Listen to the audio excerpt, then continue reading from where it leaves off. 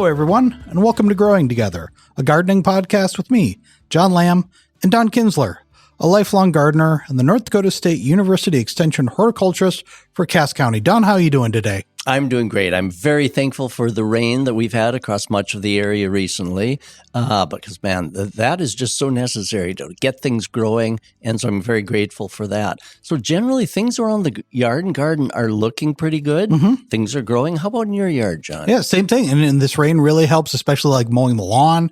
But yeah, you really are seeing, especially in the vegetable garden, things are really starting to pop up. Things are really taking off. And things like my fleece flower, my goat's beard, things like that are absolutely shot up over the last week. Our giant fleece flower is 7 feet tall, the perennial. It's just huge, covered with a big white billowy blooms. And to think that that comes each year from ground level. I know. Starting in early May. Yeah. And now, towards the end of June here, it's exceeding 7 feet in our yard. It's beautiful, a showstopper. Well, so that's what's happening in our yard. We've got a special guest today. Mary Holm's back to join us, and we're going to talk about what's happening in her garden. But first of all, Don, you had a question from a listener. Yes. Thanks again for everyone who does email their questions, their comments, good things that are causing concern. Well, anyway, Shelley sent an email here, including a picture of her peonies.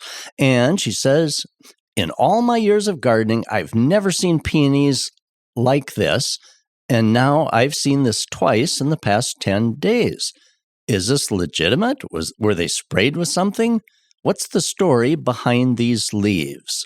Okay, and so thanks again, Shelley. But Shelley sent a photo, and on her peony, there are some normal-looking leaves, but also there are leaves that have a crinkling around the margins, and on the edges of the crinkles, the color is reddish crinkle. And so it looks kind of decorative. So anyway, the reason I immediately knew what Shelley was talking about was because last year, for the first time, this happened on our own peony plants. About middle of season, about this time of year, certain leaves on a few of our peonies developed this crinkled margin, the edges of the leaves develop the crinkling, and also on the tips of the crinkles, this reddish coloration. And about the same time I noticed it, someone brought me a sample of their peony leaves, and the first thing I thought of was an herbicide, because oftentimes herbicide exposure on plants will cause distortion, crinkling, things looking not like they usually do. But I knew on our own peonies, they hadn't been exposed to any herbicide.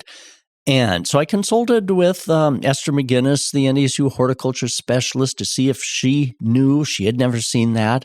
I went online to the various different peony sites, the American Peony Association. Nowhere can I find this disorder on peonies. I can't find photos of it. I can't find it anywhere.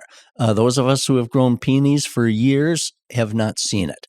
We don't have an answer. So, Shelley, I'm afraid I have no answer. Now, our peonies, a few of them had it last year. They came back healthy. It doesn't seem to affect the health of the peony.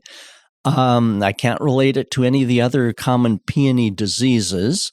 I'm suspecting it could be, just a wild guess, could be mites. Now, mites are the little, almost microscopic insect-like organisms that can cause distortion. They can cause kind of a witch's broom on some types of things. I'm suspecting that. But anyway, so the jury's still out. We'll have to observe this, but it's highly unusual, something like this that none of us have seen after many decades of growing peonies. So We'll see. Shelley, stay tuned. Yeah. Well, we have a special guest on the show, as we said, Mary Holm, host of Prairie Yard and Garden and noted gardener in the area. Welcome, Mary. Yeah, yes, welcome back. Thank you. It's so fun to be able to come up and visit with you guys. Yeah. Well, we're always happy to have you by. So what's happening this season with Prairie Yard and Garden? We are filming already. In fact, we've gotten 4 shows filmed already, and we've got 9 more to do.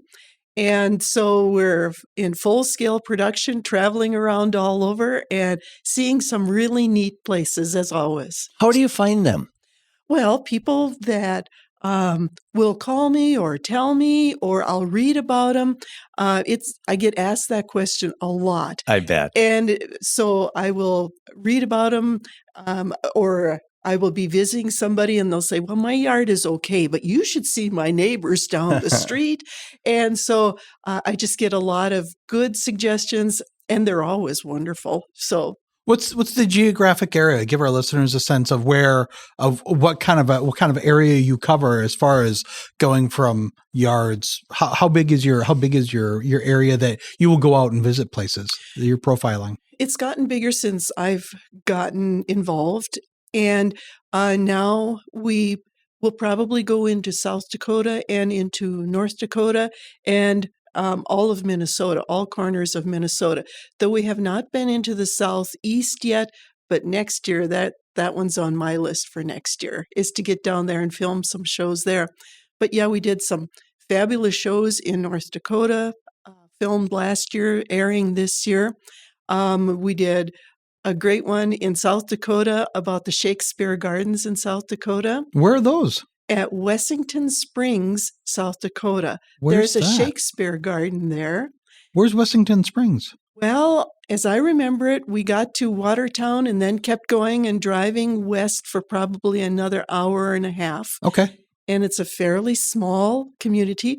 There used to be a college there, Wessington Springs College, and it was a religious college.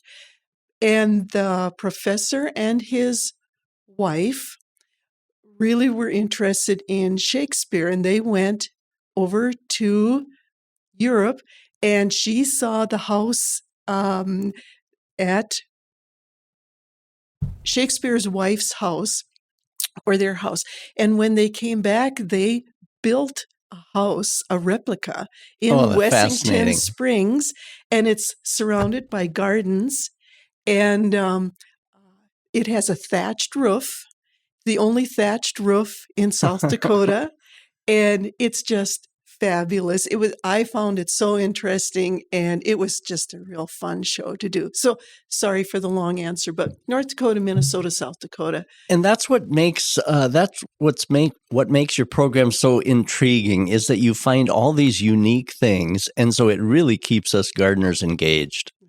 Did you know there's a nursery in Minnesota that grows topiary trees? No. Yeah. I didn't know that. Parker's Prairie. We were there this week, filmed the show there. They do other trees and shrubs too, but they have beautiful topiary trees for landscapes. Oh, that's amazing. And of course, you guys have a very close-knit production group. I know when you were up there and visiting with us, it was nice to meet the other people. You guys are like a family. Now, how many of you are there that produce the show? There is Mike Seahawk, he's the producer, the director, the editor, and he does all of the work. And then there's myself, and I get all the credit because I'm on camera, but the other guys do the work. And then we always have Mike and one other person that run cameras. And then we have a production assistant, and it's either Gordon or Vivian who come along. And while we do the interview, they're taking notes like crazy. And then after the interview portion is done, they take those notes and they film B-roll, which John will know, and both of you do because you do so much work. And so that is extra production video that gets then overlaid the interview portion. So if we're talking about a specific plant, then it's being shown on camera. And so that B-roll usually takes about 2 hours more to film. And so for each segment, we're probably there for 3 to 4 hours for sure to film. But we do so much windshield time. Oh Sure. my gosh, we visit and we laugh. It's a wonderful crew, and we give each other a bad time. And once in a while, we'll do a trivia question.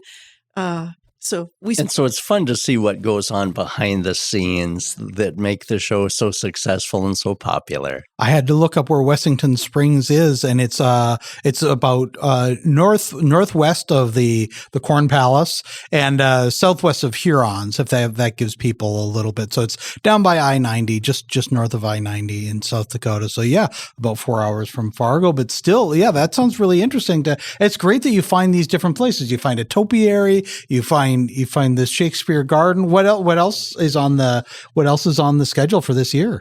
Our first show, we filmed. One of the questions I get a lot, and maybe you do too, Don, is how do you prune hydrangeas? Yes. And so we went down to the Minnesota Landscape Arboretum in March, and because they were pruning the hydrangeas, and we went out and we filmed a show doing that. And when we left Morris, it was kind of nippy. It was cold, one of those cold days. Now, when is that program going to be shown? I know you do them well in advance.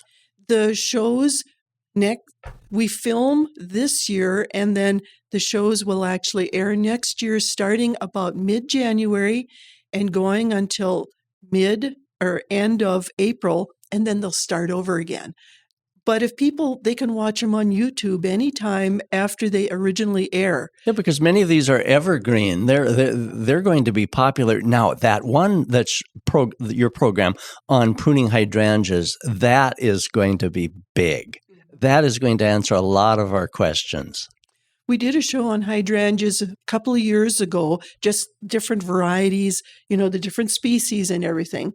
And Debbie Lonnie from Bailey Nurseries did a fabulous job. I think that's been watched over 16,000 times. And so you're exactly right. It's a popular topic. And then we did one already that we have filmed on pollinator pathways.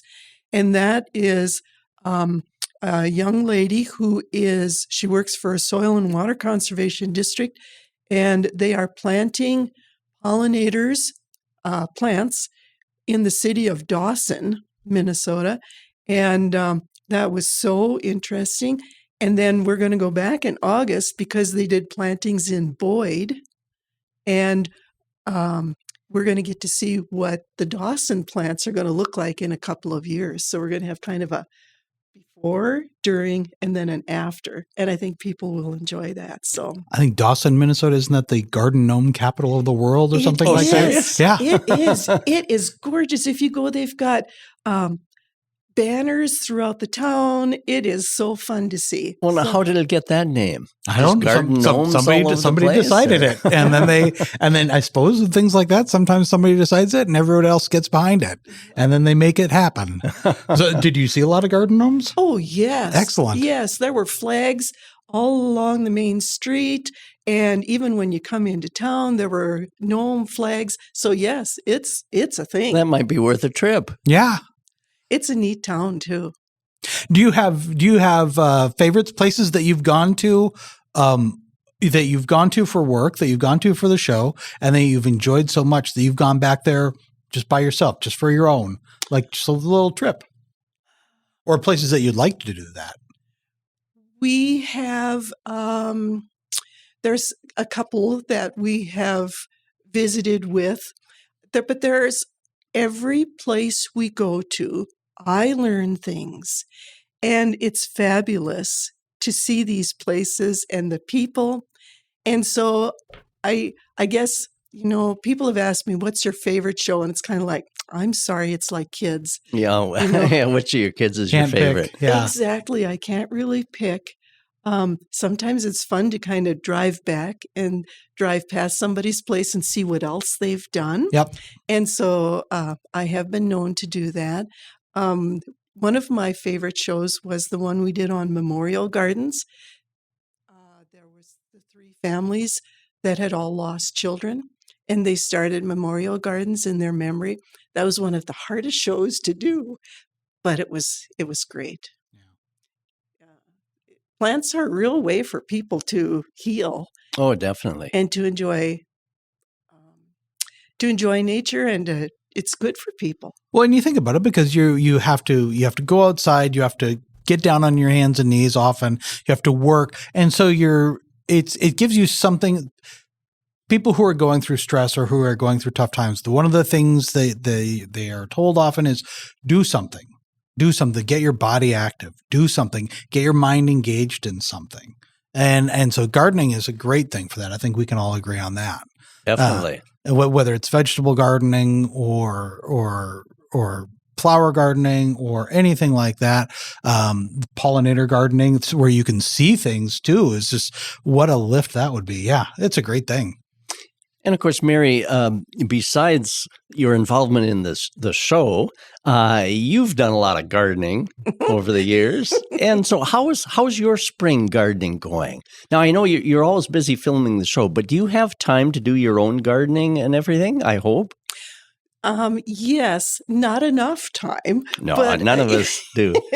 And, last year we both had some health issues. Well, I should say all three of us, Tom and I, and you also. And so we fell out of a tree with a chainsaw and then a hip replacement. But yeah, I'm good now. New parts. Yep. But, that kind of slowed us down last year.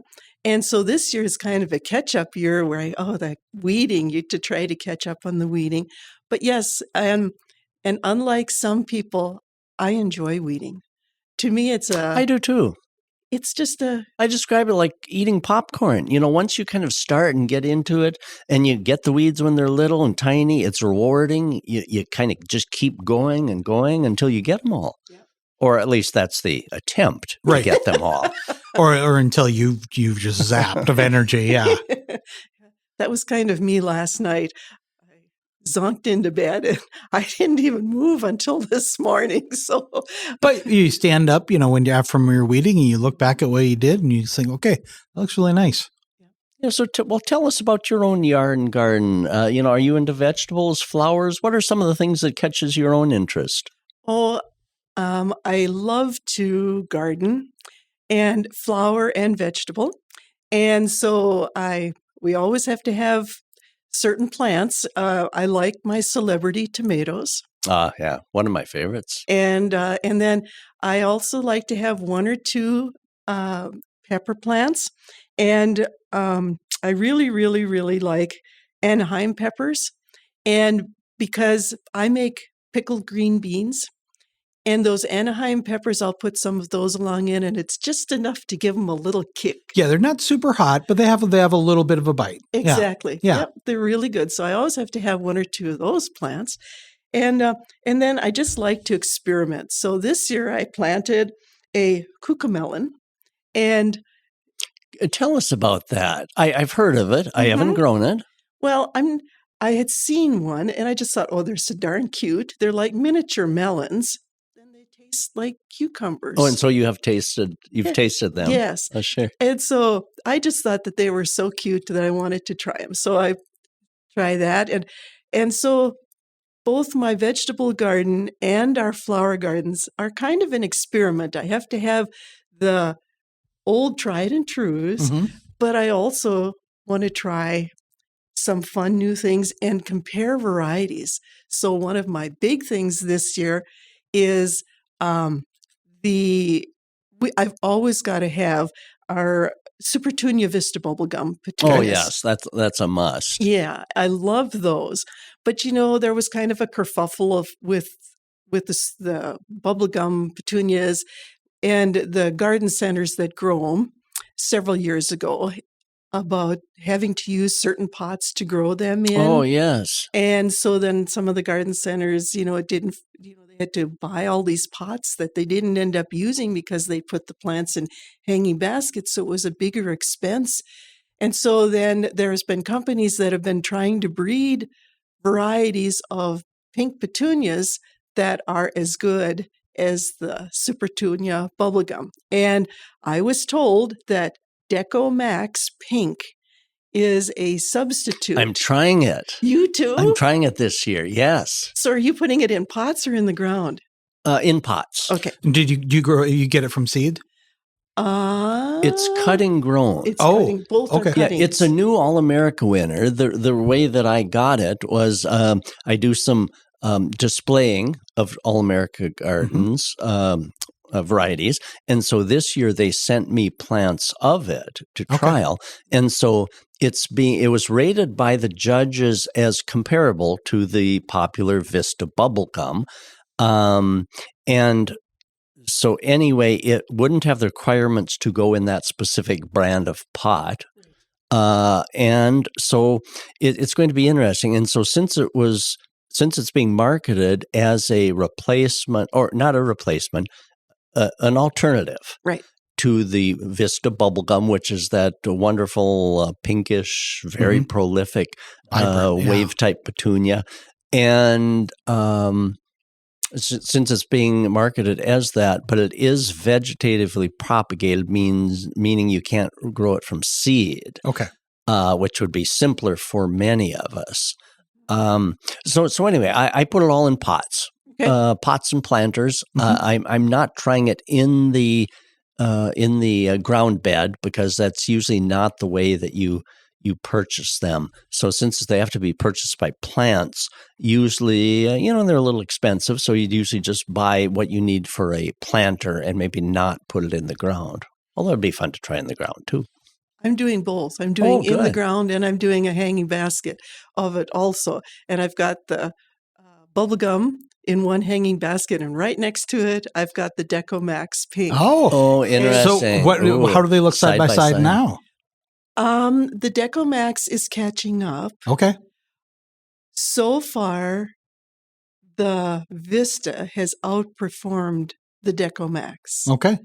Because the Vista is absolutely probably 3 feet wide, 2.5 feet wide already, and covered in blooms. The Deco Max is just starting to bloom. The flowers are a little lighter pink, maybe a little bit smaller, but I'm going to wait.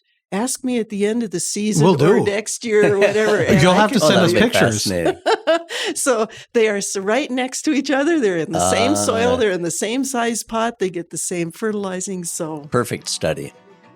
All right, let's take a quick break. When we come back, we'll talk more about Mary, and we'll talk more with Mary and what's growing in her garden.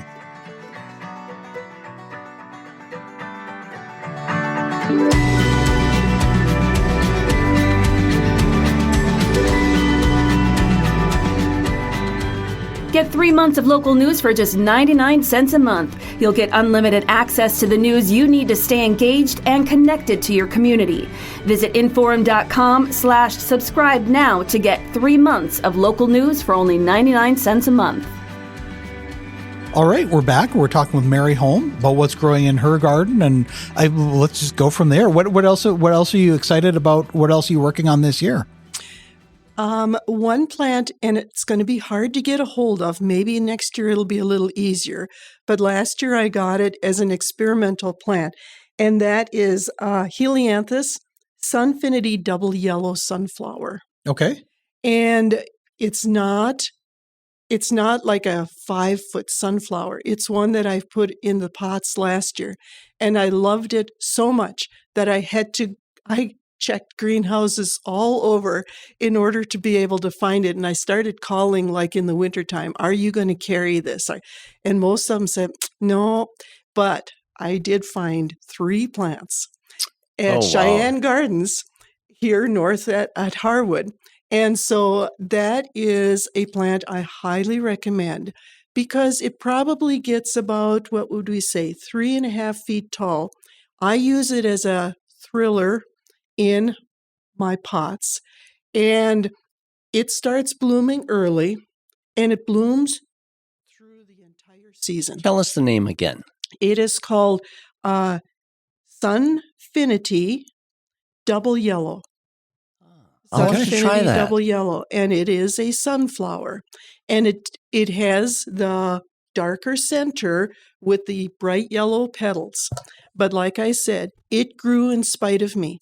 Last year, it bloomed absolutely beautifully, and it looks so nice because I put it with the purple fountain grass.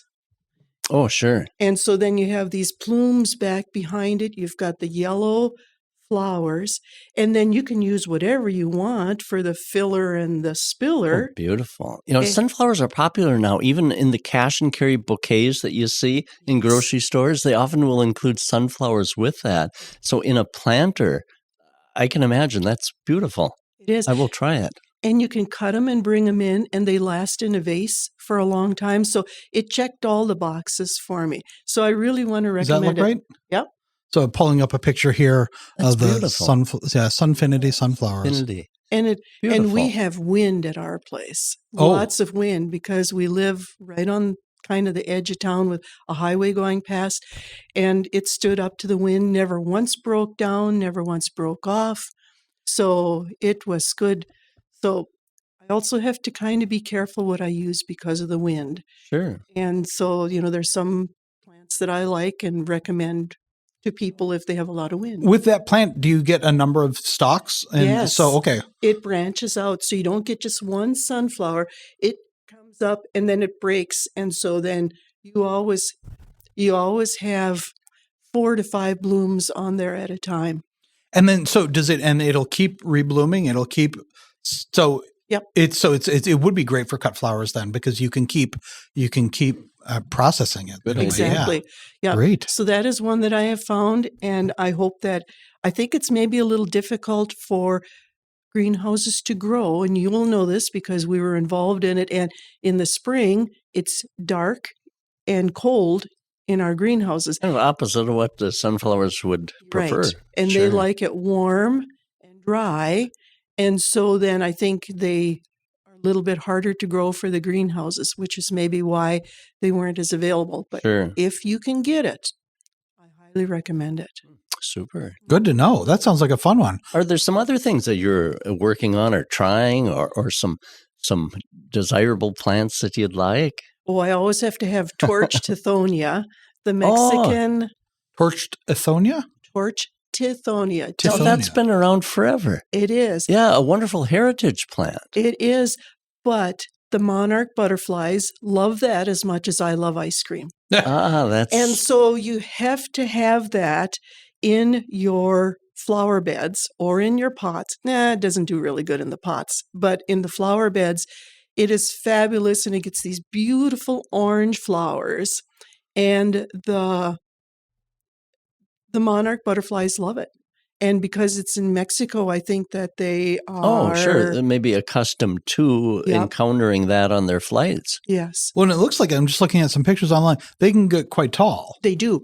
So you need to give them space. Okay. Because even now already, I'd say mine is probably 2.5 to 3 feet tall.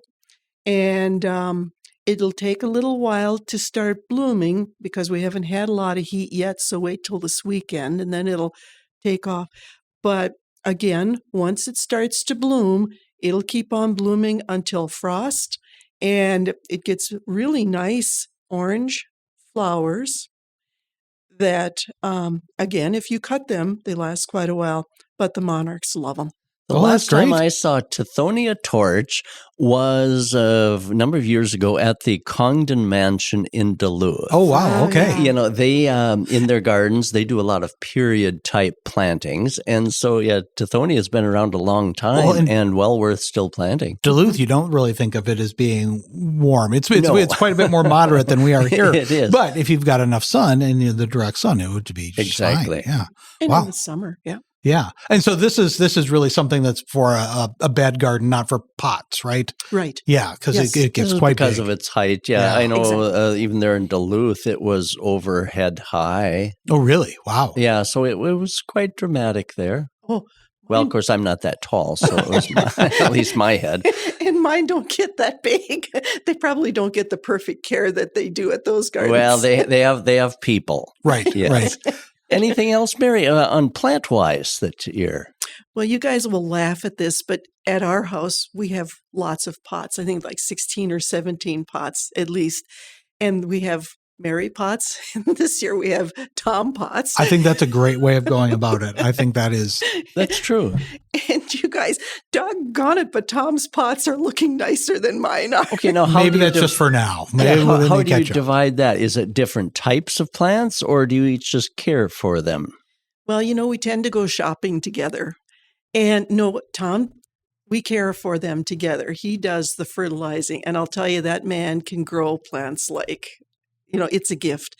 But his motto is, if you want him to look like an elephant, you have to feed him like an elephant. Oh. And he does. And I got to remember that. I like that. Yeah, that's what Roger Wagner told him. And oh, it's that's true. Awesome. And Roger was a real great horticulture instructor at Crookston. But he made that comment, and Tom follows it. And people, when they drive to the yard, they're always like, oh my gosh, look at your pots. And it's kind of, well, it's Tom's doing.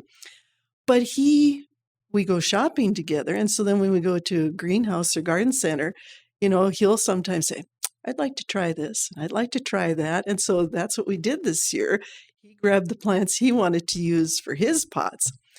And I love blue. And some of the plants that he grabbed were blue pots. And one petunia that we had not tried before, but he grabbed, were Supertunia Tierra Blue.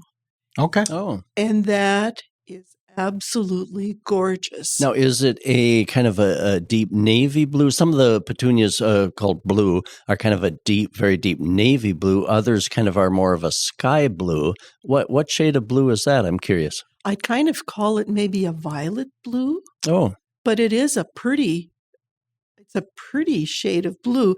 And then it has kind of a white center. Oh. So it's very striking. And it is just gorgeous, filling in the whole. John pulled up a photo of it. That's beautiful. It is. And it's already gotten to the side of the pot and is starting to spill over the side of the pot. So is it kind of like a wave type of that kind of, that nice sprawling type? Mm-hmm. Yeah. And he matched it up with a purple a daisy type flower, and then we've got a tall salvia, blue salvia. Oh, nice!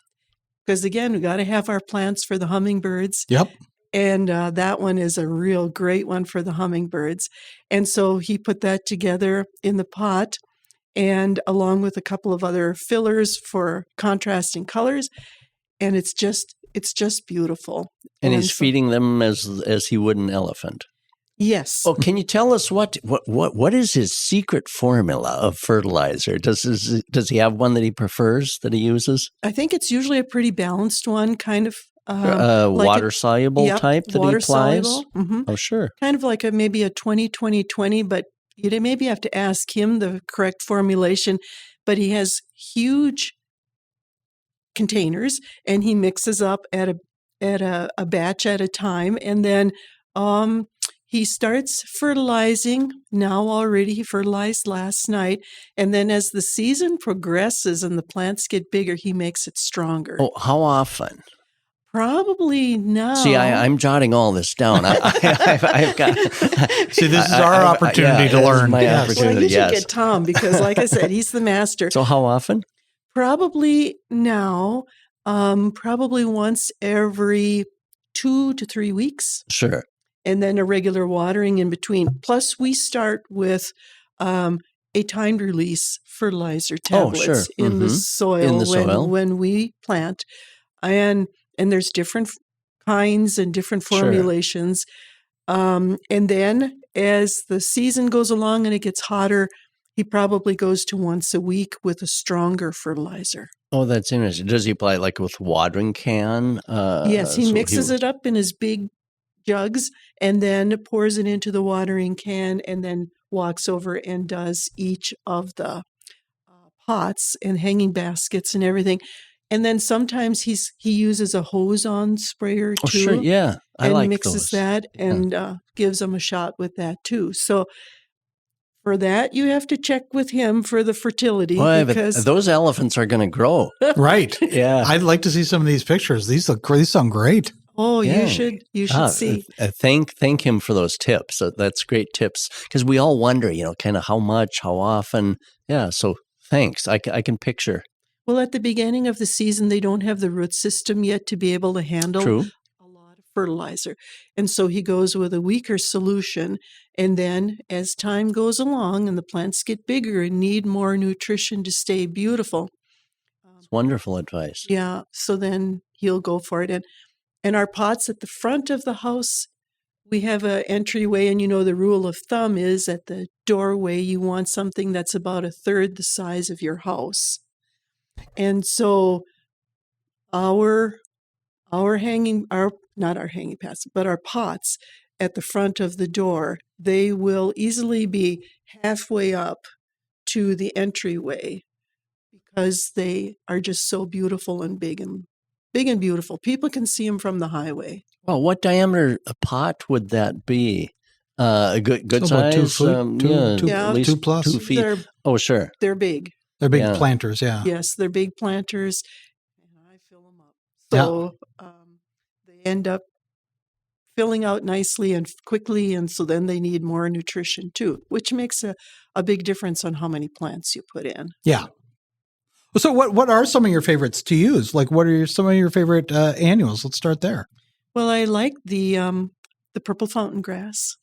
And that makes such a nice, just both in foliage and then when it produces the seed heads, that's always that's great to include. Yeah. And then in front of that, I've got the sunflowers. And then I really like to use lantana as one of the fillers, again, because of the hummingbirds and the butterflies. And you guys will laugh at this, but I always like to put parsley either in the beds or in one of the pots because the swallowtail butterflies love parsley. Really? Oh, really? Huh. Oh, yeah. And so we got to have parsley in the area so that we get the swallowtail butterflies. That's a good note. Yeah, and that's also, it's decorative. It has such a kind of a fresh green look to it. I can see that as being a nice contrast between flowering type plants. Exactly. Yep. And you get the curled ones, which is, you're exactly right, has the pretty texture and everything. The flat, I think, has a better idea. taste. But yeah, we always have to have parsley for our swallowtail butterflies. I like that idea. I never thought about that. I didn't know. Yeah, that's great. I was going to take the plant to the fair, and our fair is usually beginning of August, a couple of years ago, and it was so full of the caterpillars that I figured I better not take it in because the judge would not appreciate the caterpillars eating all of the Probably parsley. not. But, that's why we planted. And so I guess I also like the bee's knees petunias. Isn't that beautiful? Mm-hmm. Yes, you use that too, don't you? Yes, the bee's knees. I'm also experimenting this year because bee's knees is a petunia propagated by cuttings vegetatively rather than seed, which means then that you kind of need to buy. I tried overwintering bee's knees petunia by digging it up, potting it up. It didn't work for me. Not saying that it wouldn't, but I didn't hit the right formula. So I bought fresh plants this year. I'm experimenting with a petcoa, which is a hybrid between a petunia and a calibrachoa, which is million bells, called petcoa. And there's a yellow one, the exact name escapes me, but it has a yellow much like bee's knees. I'm experimenting with that also this year to see if that would be comparable for pots planters, because of course that would be something that I can start from seed, which I did start that one from seed. And so, bee's knees, that's a wonderful one. Others on the list? Well, you'll have to keep me tuned into that yellow petunia Definitely. that you're trying too. Yeah, the petcoa. We're such experimenters and we just love to try these things. But, a lot of the other things I grow are kind of the normal things. I always like to have snapdragons because our kids always like the snapdragons. They like to snap them. And so we always have to have snapdragons. And again, zinnias for the butterflies. Love them. And so I just, another thing that I like to try in pots are cannas. The tall canna lilies. Yeah. They make a beautiful thriller. You need kind of a bigger pot. Yes. Yeah. Well, we have big pots. Right. And so we have used those and really, really like those in front of our garage. And In fact, our neighbor walked over and was asking about that. He said, I didn't realize you could put those into pots. And Tom had done it, and so he was familiar with it, and so we tried it, and I've done it since. Do you winter the rhizomes I or do you do. buy them? Oh, sure. Yep. And not only do you have enough then for yourself, but you also have enough to give to your friends and family members because they multiply. That is something I live over by Concordia College, and they do a great job with their planting. But they've got one wall by their bookstore that just gets great sun. So it's on the it's backed by canna lilies, and it's fun to see them. They are coming up now. They've really shot up over the last couple of weeks. Then they've got other flowers in front of them. Yeah, they are so dramatic and really just an absolute thriller is right. And the hummingbirds like them too when they flower. Oh, yeah, the hummingbirds really like the flowers. So it's another one for our little hummers. Okay, so lilies can be divisive because some people cannot stand the smell of lilies. Do canna lilies, do those smell? They don't have the fragrance, do they? Yeah, and of course, different plant family than the trumpet-shaped lilies that have the fragrance. And so, well, speaking of actually the true lilies, do you do perennial flowers also? Oh, yes. In your yard? We've got some perennial beds and that are probably going to grow this year. And what are some of your favorites? Well, it's a shrub, but I love the old Annabelle hydrangea. Oh, yeah, they're beautiful. They are. How do you beat that beautiful big bloom? And also, if you pick that and bring it in, it lasts quite a while in a vase too. And they bloom nice. And even when they start turning green, and that's a natural thing, I still think they're kind of pretty. And then I like to pick them and dry them and use them in arrangements too. We've talked about this on the show, but how do you keep your Annabelles from flopping? From if they are older and bigger, do you tend to, or do you have good ones that stay upright, or if they're older? Because I know that we've talked about that there are some newer varieties out there that are meant to be more upright, sturdier stems. Do you have if yours are older, do they tend to flop? And if so, do you have ways to kind of control that, help that? We've been pretty lucky, even though we have a lot of wind. Ours have not flopped, but I think that it has something to do, if you prune them. Oh, yeah. That it strengthens the stem that comes back. So how far back do you cut yours? We probably go at least halfway. Sure. And so then that forces the new So from growth. the ground level on up on the Annabelle types, which most of their growth does come from the lower part. Mm-hmm. So from ground level on up, how high up would you do? I've done anywhere from 6 to 12 inches. Yep. From the ground on up. Is that about how you do yours? Mm-hmm. Sure. Sometimes I've debated whether you should cut them down farther, but somewhere 6 to 12 inches seems to work. Ours don't flop either. Knock on wood. I don't know if a person's been lucky, but yeah, mine don't flop either, and it's the older. I should add that ours were there before we moved in. We put a fence behind them, so I think that cuts down. They tend to lean, I think, a little bit more towards the light to try to get more sun. So yeah, you've seen them, right? But yeah, so I think.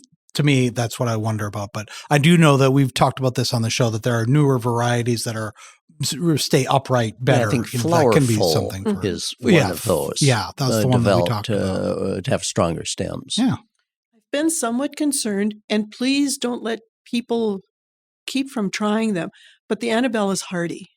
Yeah. And I think some of the newer varieties, I'm still waiting to see how hardy they're going to be.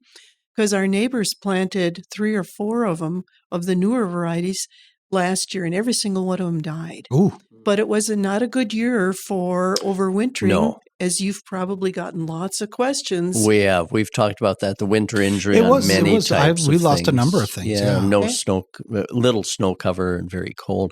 Well, speaking of the varieties of hydrangeas, have you done much with the Endless Summer series of those, in the bright pink and blue pots, the Endless Summer series?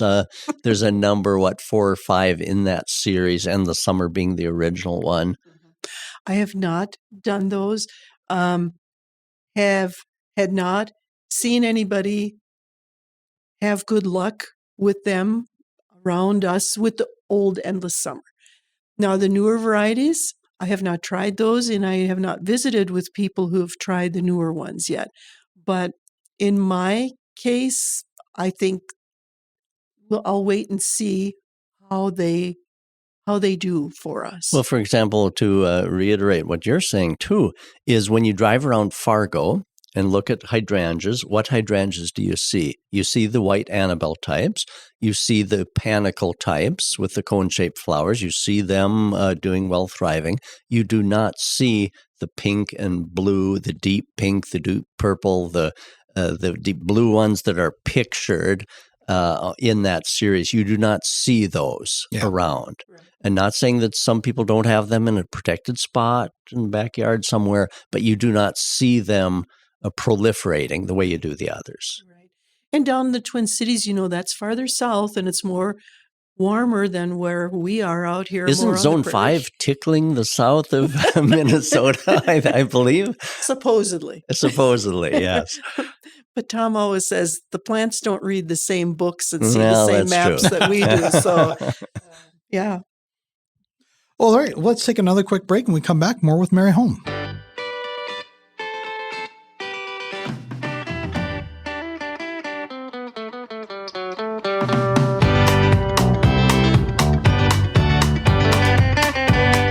If you're loving this podcast, be sure to check out our full lineup. From news and local politics to sports and true crime, find your next great listen right now at inforum.com/podcasts. That's inforum.com/podcasts.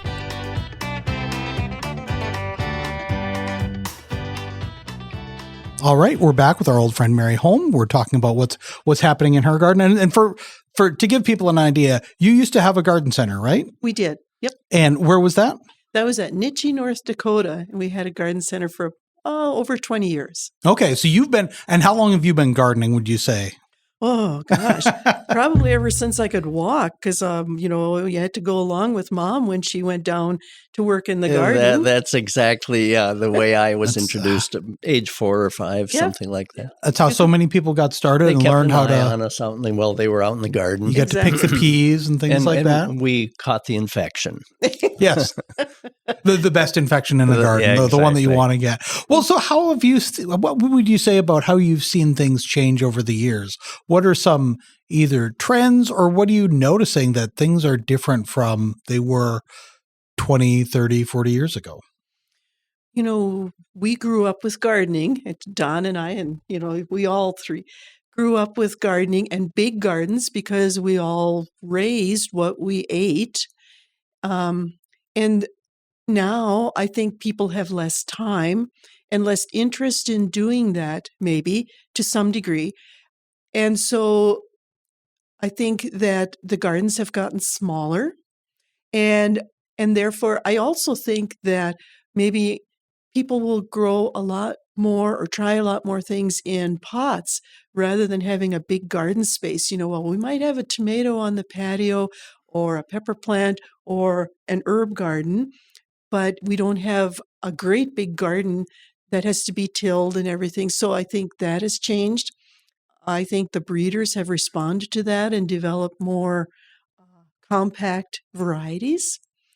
I think that there seems to be kind of an interest in going back to homesteading. That's kind of a thing that I'm hearing, you too. And so people are trying to, in fact, I was at a meeting and there was a lady there talking about homesteading and how she does it, and she grinds her own flour and does her own canning and, doing some of these things. And I kind of had to turn and chuckle because, gosh sakes, we grew up with that. So that's an old trend that's kind of coming back. Right. Yeah. We didn't call it homesteading then. We didn't have a term for it. It was just kind of the way things were. Yeah, that's how you ate. Did. But, Mary, too, you mentioned these smaller yards now, which is quite common. But yet there's that desire to do like homesteading. And so the interesting challenge, which it seems people are finding ways, the challenge is to do that homesteading in a smaller yard even an urban yard, because people don't have 10 acres to go and homestead on. And so people are finding ways to homestead in smaller spaces. One advantage of the pandemic was that some people had a little more time to get into this. And so we saw the resurgence of the Victory Garden again. And so people are finding ways. One of the things, Mary, that has encouraged me is the development of square foot gardening a number of years ago, in which in a raised garden or a certain size garden, you plant in these squares, you plant the exact amount of vegetables that will produce the best in that. And so in a small area, you are getting intensive vegetable production. And then also landscaping in a yard. Why not landscape with things that produce food? Strawberries can be put down around shrubs. Aronia, honeyberry make excellent landscape features. And so, you're mentioning homesteading. And I love the idea that the homesteading can be done in our small yards. And, you mentioned like in your garden center, you had your garden center, I think, approximately the time that my wife and I had ours. Now, it's interesting. This year, the country, celebrated the 30th anniversary of the wave petunia. Do you remember when the wave petunia came out 30 years ago? Before that, we didn't have some of these wonderful container type plants. So you mentioned the movement toward container flowers. Before that, remember Cascade petunia? Yeah, white cascade, blue cascade, red cascade. And they were nice, but they weren't waves. So you mentioned the plant breeders. Now, they have been so prolific in developing such wonderful things for planters. We are in good times. What would life be like without the wave petunia? And so haven't you've noticed too, as you mentioned, these new varieties and the move towards container plants, and even though yards have gotten smaller, plant breeders have adapted and given us and developed good things. And if you watch TV and pay attention, almost every advertisement that you see has plants in it in the background. Interesting. I think, maybe I just pick up on it because it's interesting to me, but there seems to be this want to go back to nature and, okay, if people have houseplants, it's not just that that they have houseplants. They are plant parents. Yes. You've maybe heard that. Yes. And people seem to care more about where their food comes from. And so the movement towards locally grown foods, farmers markets, producing it yourself, because then you can control what you've got there, what you're eating and what's gone into it. And so I just see a lot more care about that. And I think that's just wonderful. Yeah, that's and really I see great. that movement too, also in the increased interest in growing your own plants from seed, like in the basement, under lights, etc. Producing your own plants, and when you can produce your own plants from seeds, whether it's bedding plants, vegetable plants, etc. You see, then you can go to the garden center. Because you're saving money here, you can go to the garden center and buy bubblegum Vista petunia, which you can't grow from seed. So you see, it's interesting. You save money here, so you can buy a little more at the garden center there. So a vast increase in interest in starting your own plants from seed, under lights, the interest in what lights to use, how to do it.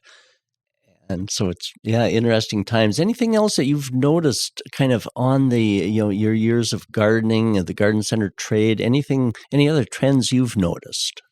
Well, it exactly goes back to what you had just said. This year I got a wild hair and I decided in February, in fact, I think it was February the 4th, I brought a pot in from the garage, washed it up and everything, and put soil in it. And then I planted it with black-seeded Simpson lettuce, a leaf lettuce. And set that right next to the patio door. And by March 15th, we were eating fresh lettuce. Nice. Right there. And I didn't use any supplemental lights or anything. It just got enough from the patio door. And so, that was just something fun. And it's fun to experiment. And we took that pot over. Our garden club had a booth at the spring day. And so people kind of were interested. Oh, you can do that. And so it goes right back to what you're saying. And I'm sure you see that, because you get so many questions from people as to, okay, how can I do this? How can I kind of get back to nature and grow my own food and start my own seeds? And so, but it's just a fun thing to do. It is. Here's got a random question. You grow a lot of pots.